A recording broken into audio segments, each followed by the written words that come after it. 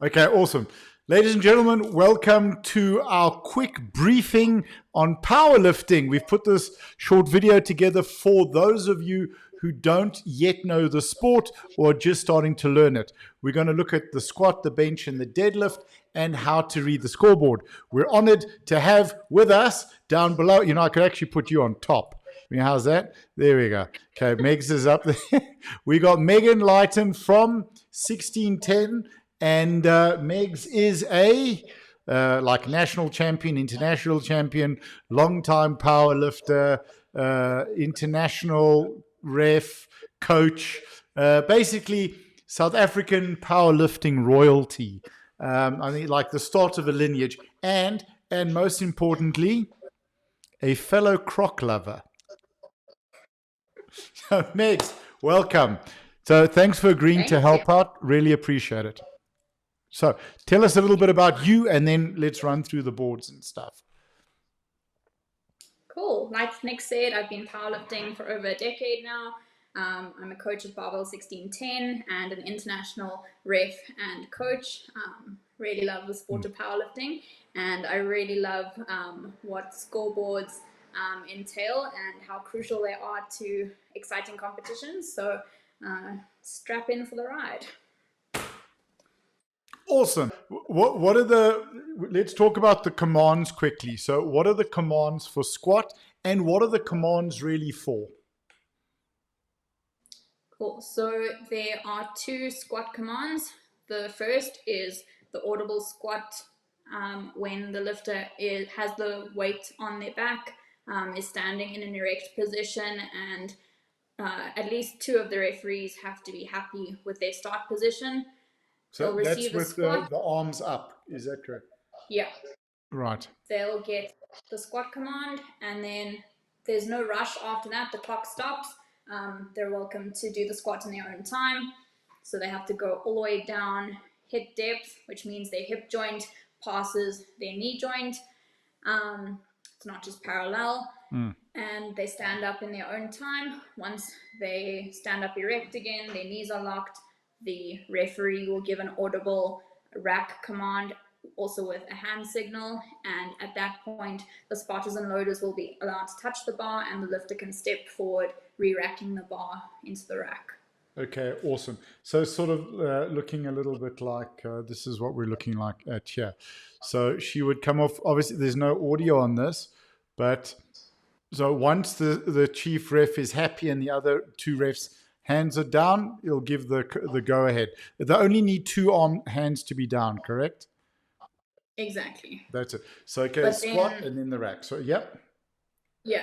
So if one side referee does have their hand up, and the other two refs are happy, the lifter and the referees should expect that ref that has had their hand up throughout the squat to give a red light for some infraction. Probably their knees weren't locked at the beginning. That's why they weren't happy and they didn't put their hand on. Okay, cool. So let's talk about it. We have three referees always. So you have the center, the chief ref, and then the two side refs. So they can cover everything that is happening with the lift to make sure that the lift is compliant. If we're looking at the squat, Meg, what are the main things that you're looking for as the chief ref or as one of the referees in the squat? What has to happen? We'll be checking that the lifter is standing upright once they've taken the weight out and walked back with it. We'll be checking that their knees are fully locked out before they start the lift and before they get that command. Then during the lift, we are looking for one swift movement all the way down to depth. Like I explained, their hip crease must pass their knee joint, and then a swift movement back up to their starting position. So knees locked again at the top. We don't want any double bouncing or double movements, any up and down of the bar on their way up. We also don't want them losing balance and stepping forward, changing their foot position at all. Okay. I love your use of the word swift on the way up. Does it feel swift? It might look swift. Does it feel swift sometimes? It can be 100. slow too, Yeah. but as long as there's no up and down, it's fine. No, 100%. So there's one continuous movement down, one continuous movement up. Awesome. No. Your lifts are swift, not mine. Mine are like, I mean, I once went halfway up, thought, hang on, did I go deep enough, and went down again and then came up again. I remember Coach Rodney looking at me, just shaking his head like, what are you doing? All right. So then obviously we can see in the top corner here, we've got the lights. So we got 3 white lights. What would that indicate? That's a good lift. Okay. So the lift Each of the refs. depth, Sorry. Yep. yeah. All of the refs were happy with what they saw from the beginning to the end of the lift. Okay. Just a quick, if a lifter is, or the lifter's coach, the lifter fails, if the lifter's not happy or the lifter's coach is not happy, what is the process? Can they appeal?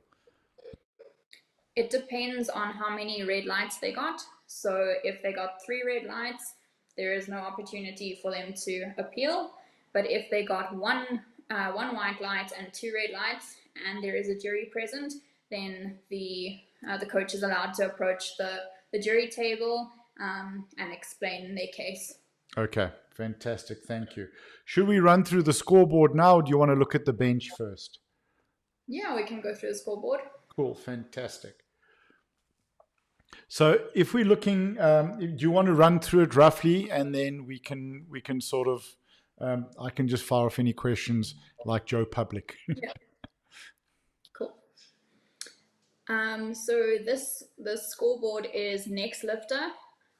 It's one of 2 main IPF programs that we use to score competitions. It's a nice way to see exactly what's going on in the competition throughout all 9 lifts. At the top, you'll see the lifter's name, what competition they're in, what lift attempt they're doing, the weight that's on the bar, their weight category. There's also a conversion into pounds from kilos.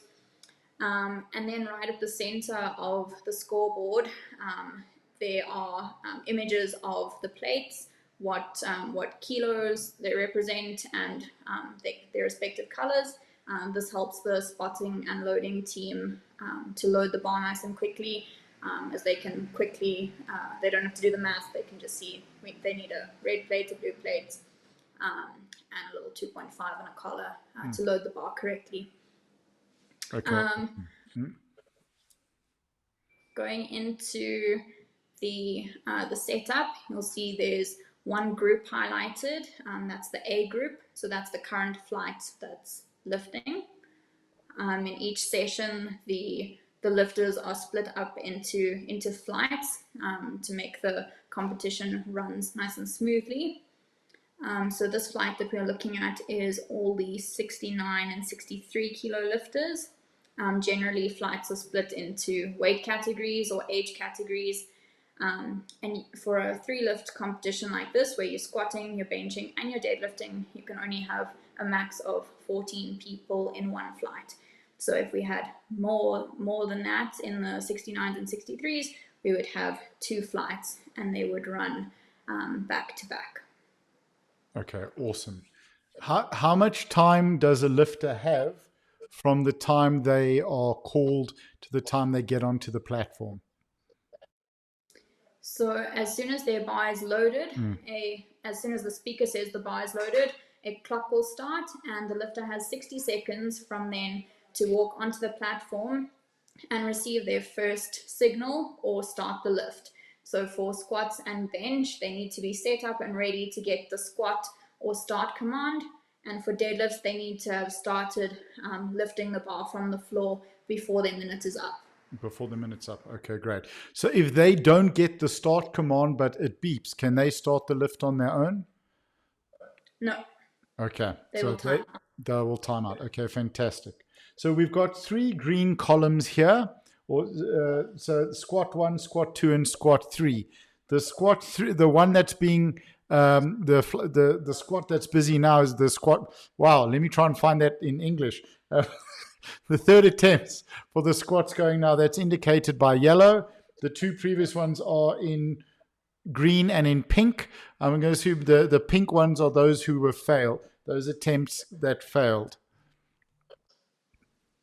Yeah. Yeah, cool. Then question, if I come out and I try 100 kilos and I don't get it, on my next attempt, can I go to 80 because that's going to be lighter?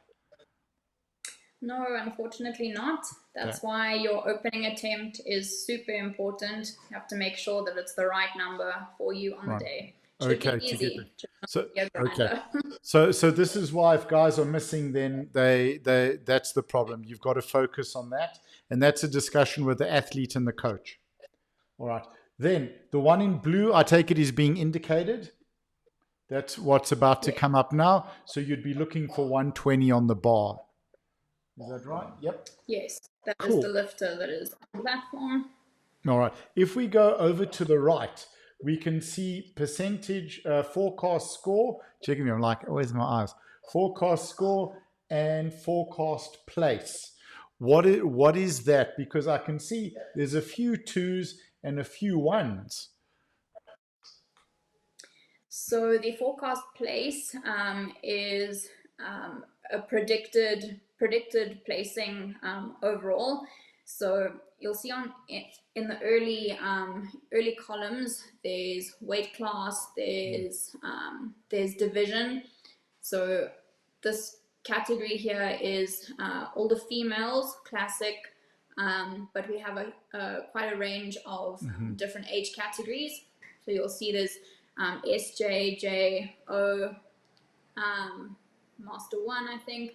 These all indicate your different age categories. So if you are looking to see who has competition, you would be looking at who is in the same weight category. So all the 63s, and then seeing who is also in the same age division. So your 63 kilo opens would only be lifting against your 63 kilo opens in this case. Okay, fantastic. So with the yellow highlights, you'll see that the lifter who is on platform now, there's another yellow stripe a little bit below, and those two people are lifting against each other, hence the first place and second place forecast, along with their forecast score, which is their forecast total. Okay, fantastic. So for family, if they want to see who, or the supporters, if they want to see who's up against who, you'd wait for that to come up, your lifter, the one you support, and then you'd look for other yellow lines on that column. And then you could see sort of where they stand. So for here, Nicole is the number 2 out of 2. Okay, great. Yeah. Awesome, cool. Let's go through the age categories. So you had SJ, J, open, and then so you got sub junior, junior, open, which is the fun one, and then master 1, master 2, master 3, master 4, master 5, master 6, master up to master 11, and then there's a special one called Dan, I believe. Okay. So what age group is sub-junior? Sub-junior is the youngest age category.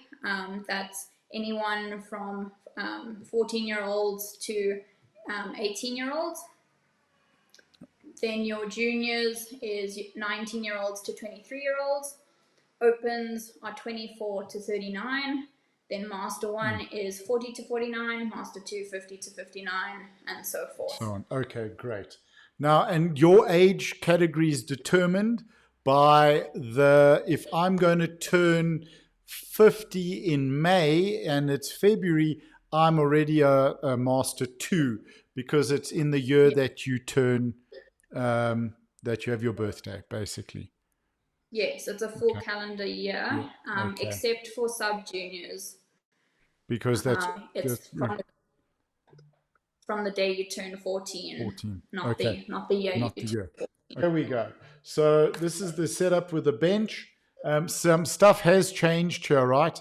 In terms of the elbow position rules and feet on the bench. Yeah. Okay. Do you think that feet on the bench rule was brought out by gym owners who are tired of replacing the upholstery on their benches? It's hard to say. Hard to say. I feel like they'll definitely last a bit longer. But yeah, 100%. All right, so let's have a look. So let's run through this video here. Play. All right, so she's getting out onto the bench.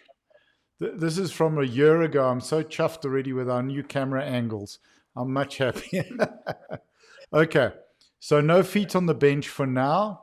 Now, what happens? You've got a guy behind her passing the bar, and you've got a guy on either side. Are they all have to be there, or are any of those positions compulsory, are optional in terms of the spotters? So can you take your own bar off? That's what I'm asking. You can self-unrack. If you do not want someone passing it to you, you're welcome to do it yourself. But a lot of lifters just prefer having someone there to do it.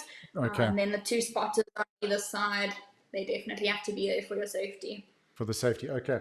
Then if we talk about, let's run through the setup quickly. Below the blue plate, you can see the safeties. So you've got your rack height and you've got your safety height. The safeties are there really to stop it hitting you in the face and in the throat, to keep the lift safe. And the athletes have to give their rack heights and safety heights when they're busy during the weigh-in time. Is that correct? So they have to have that before the competition starts. Something quite important to remember. Okay, so let's go through the lift quickly and getting it off. So we'll probably have start. I'm good, eh? Press. Oh, look at that. Rack. Okay. So, and three white lights. Fantastic. Okay. Good lift. Good lift. Okay, that's it. Simple. Bringing the bar to the start command, bringing the bar to the chest, holding it under control on the chest, press command, getting it up off the chest, and then once it's controlled, rack, putting it back. Have I missed anything? Yeah, so, well, the important things to note is that your elbows need to be locked at the start and end of the movement. And then that press command that you're going to get when it touches your chest, you just have to make sure that the bar is motionless.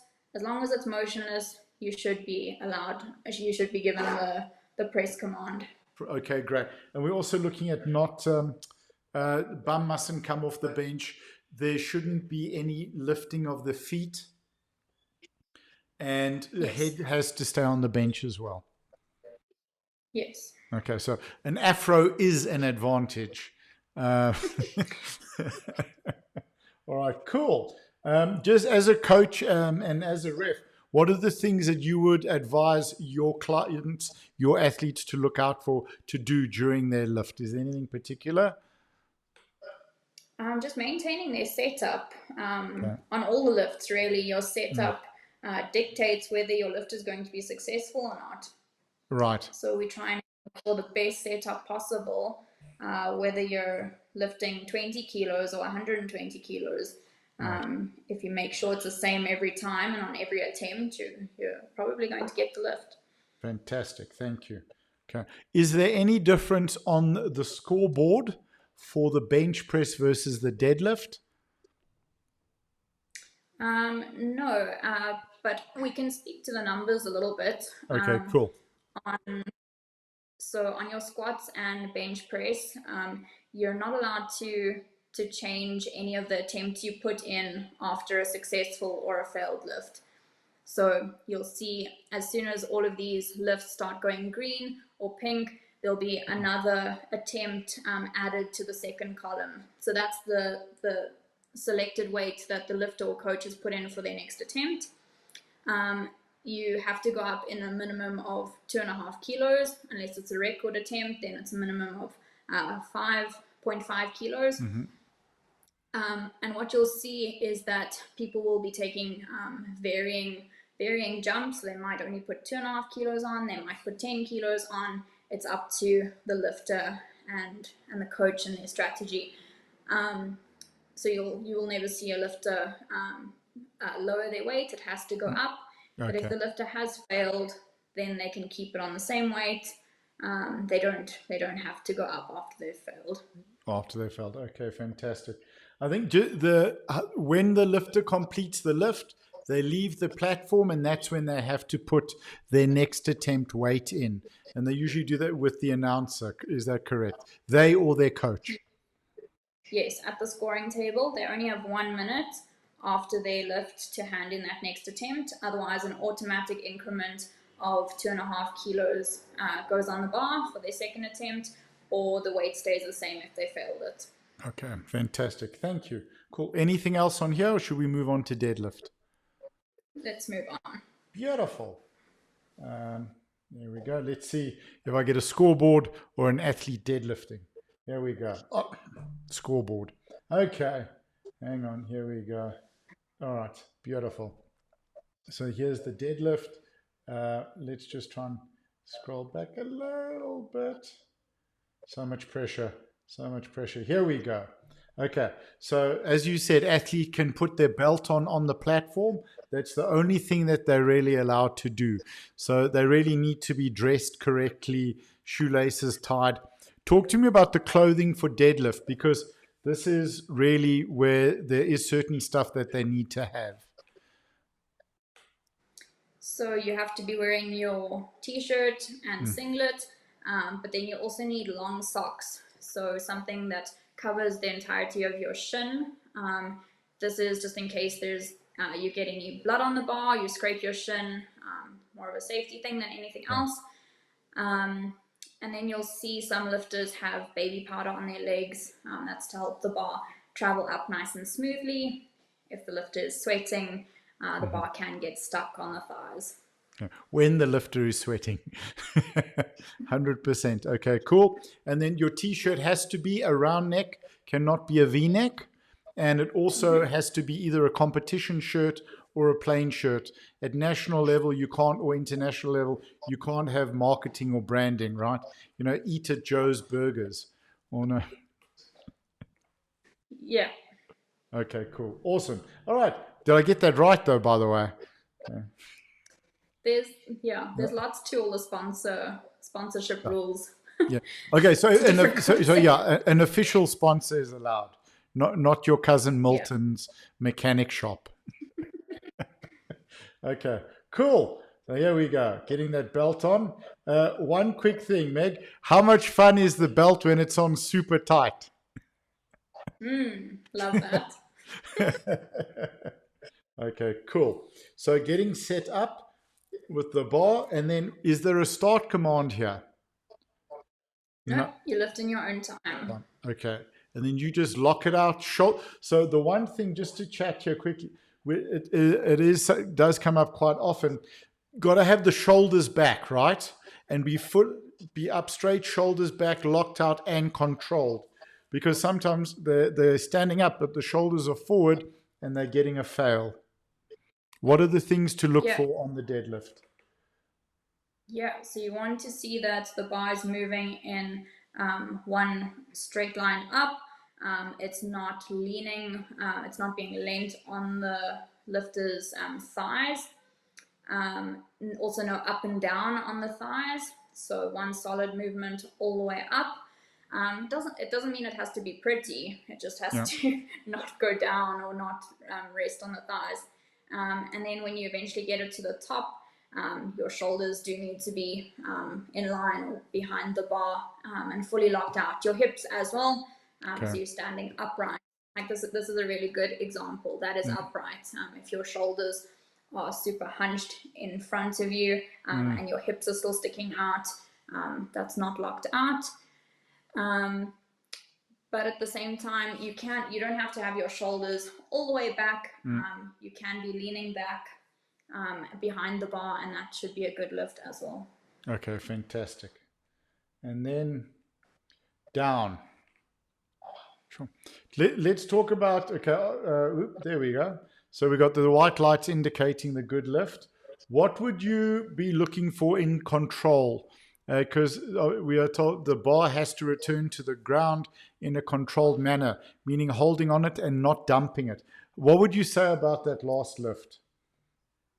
Yeah, that was fine. You want to make sure that the person's hands are on the bar until it stops on the ground. So if they let go, it'll be a no lift. but also if they slam it down and it's not controlled, that will also be a no lift. Okay, cool. Here's a quite opportune. Didn't even set this up on purpose. Why are her legs so wide apart when the other athletes were close together? Cool. So that's a sumo deadlift, and Okay. the lift before this that we watched is a conventional deadlift. The main difference being the leg position, which then changes hip position and torso position. Okay, and both are legal and allowed. Yeah, each to their own. Wherever you feel strongest, you're allowed to lift. Same with squat and bench. You'll see people with big arches. You'll see people with flat backs. You'll see people standing really wide on squats or standing really narrow. It's really up to you, whatever you feel strongest in. Okay, fantastic. And then obviously there was a failed attempt because the bar didn't leave the floor.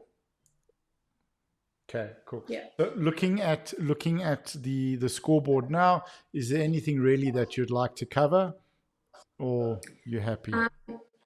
So a third attempt deadlift is where the competition gets really exciting because, like I explained, you can't change your third attempt squat or your third attempt bench or any of the other lifts except your third attempt deadlift. You get 2 changes. There's quite a lot of nuance to when you can change and to where you can change, but this allows people to ideally pull for the win. They can watch their competition and see if they got a lift, and then decide what weight they need on the bar, as long as it still follows the rules in terms of rising bar and all of that, and lock numbers. But yeah, this is where the competition gets exciting and the champions are crowned. Okay, fantastic. So Meg, I think are we happy with the scoreboard? I can close that. Yeah.